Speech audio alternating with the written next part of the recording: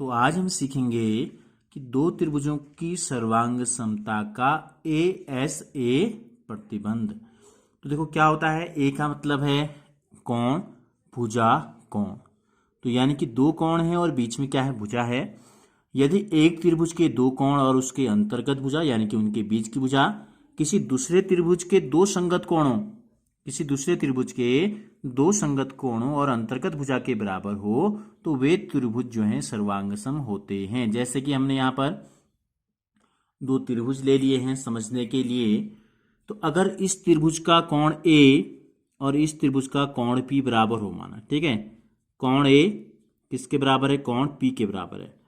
क्या है ये है हमारा कोण, ठीक हो गया। दूसरा ये वाला कोण B जो है, कोण B जो है ये कोण Q के बराबर हो। कोण B किसके बराबर हो, कोण Q के बराबर हो। तो यहां लिख देंगे कोण B बराबर कोण Q। ये भी क्या है, कोण है। इस त्रिभुज के दो कोण और इस त्रिभुज के दो संगत कोणों के बराबर है। और अगर इसके बीच की भुजा AB और इसके बीच की भुजा PQ बराबर हो जाए, AB बराबर PQ अगर हो जाए, ये क्या है, भुजा है।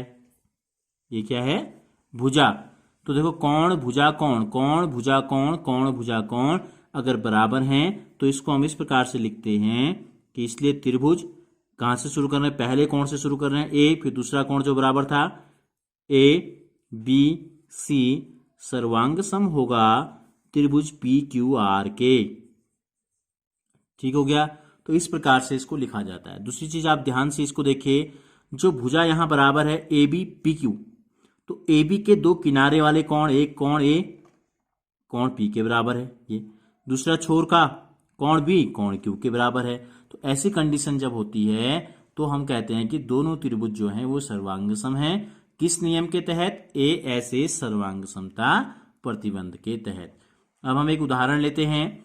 इस उदाहरण में हमसे कहा गया है ASA सर्वांग समता प्रतिबंध का प्रयोग करके दो त्रिभुज, एक त्रिभुज है ABC, त्रिभुज ABC जो है ये सर्वांगसम है त्रिभुज QRP के, ये हमको दिया गया है। और किस नियम के तहत, ASA के तहत हमने इसको सर्वांगसम सिद्ध किया। यह दिया है कि BP और RP बराबर हैं। इस त्रिभुज में BC जो है वो RP के बराबर है। तो इस सर्वांग समता को स्थापित करने के लिए अन्य किन तथ्यों की आवश्यकता होगी। तो BC और RP क्या है, भुजा हैं। तो भुजा के अलावा ASA, भुजा कहाँ है ASA में, बीच में है।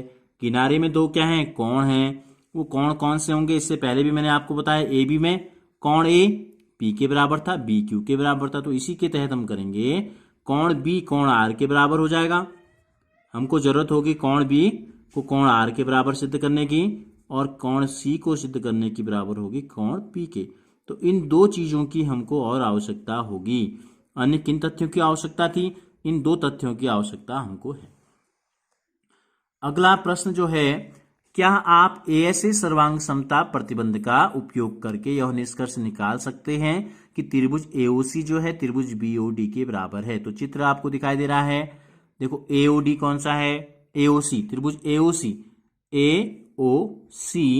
BOD के बराबर है। ये A से शुरू कर रखा है तो इसको B से शुरू कर रखा है, ठीक है, BOD के बराबर है। ये हमको प्रूफ करना है।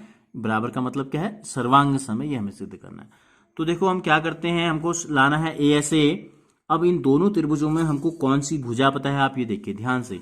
हमको इसमें पता है भुजा AC 3 और इसमें पता है भुजा BD 3।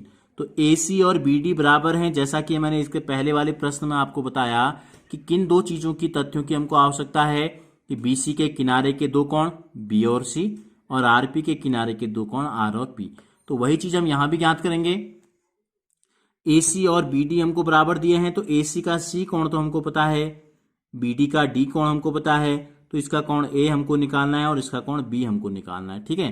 तो सबसे पहले तो हम देखते हैं, हमने आपको बताया है कि जब दो लाइनें, दो रेखाएं एक दूसरे को काटती हैं तो इस प्रकार आमने सामने के जो कोण होते हैं ये कोण कहलाते हैं ऊर्ध्वाधर सम्मुख कोण या शीर्षाभिमुख कोण। तो सबसे पहले कोण BOD जो हो गया, कोण BOD जो है ये बराबर हो गया 30 अंश के, ठीक है। समीकरण नंबर 1, इसको हम बोलते हैं शीर्षाभिमुख कोण। कैसे कोण है?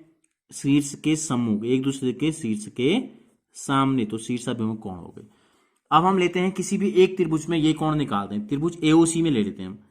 त्रिभुज एओसी में, ठीक है, कोण ए को जोड़ेंगे, कोण ओ को जोड़ेंगे और कोण सी को जोड़ेंगे। तो कितना आना चाहिए? 180। क्यों आना चाहिए?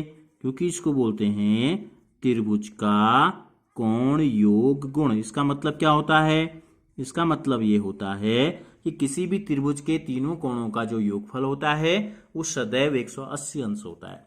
तो देखो इसमें ए हमको पता है नहीं है, तो ए को ए लिख लेते हैं।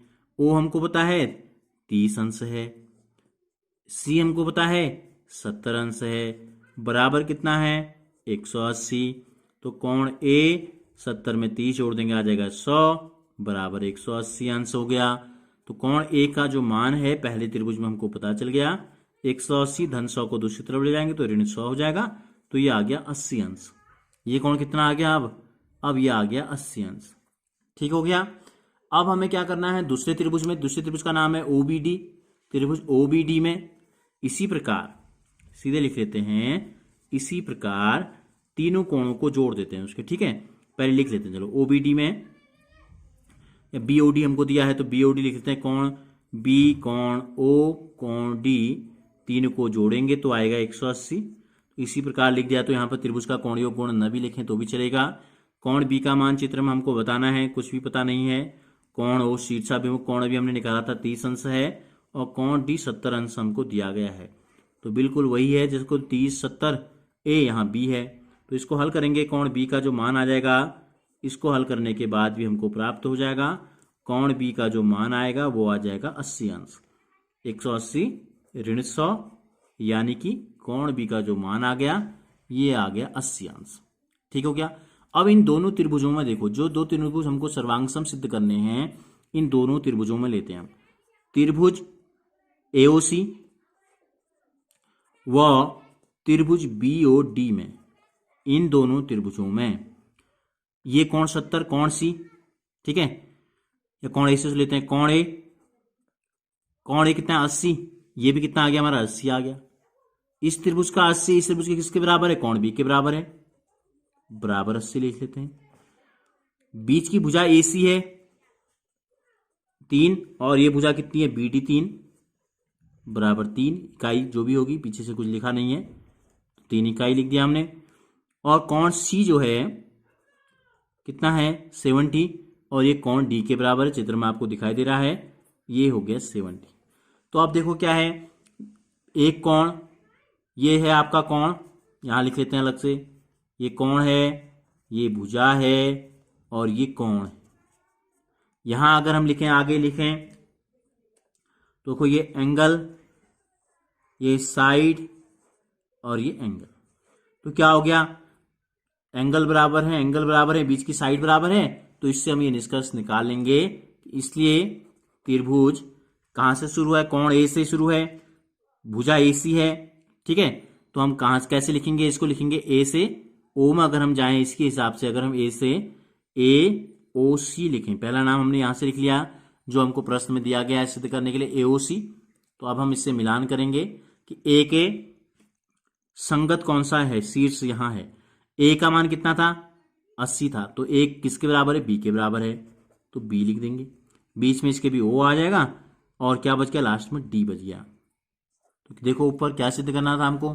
एओसी सर्वांग सम बीओडी, ये हम सिद्ध कर दिया हमने, त्रिभुज एओसी सर्वांग सम बीओडी।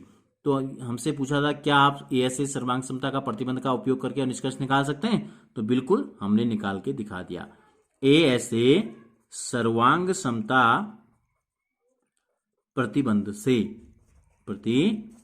से हमने सिद्ध कर दिया या दिखा दिया।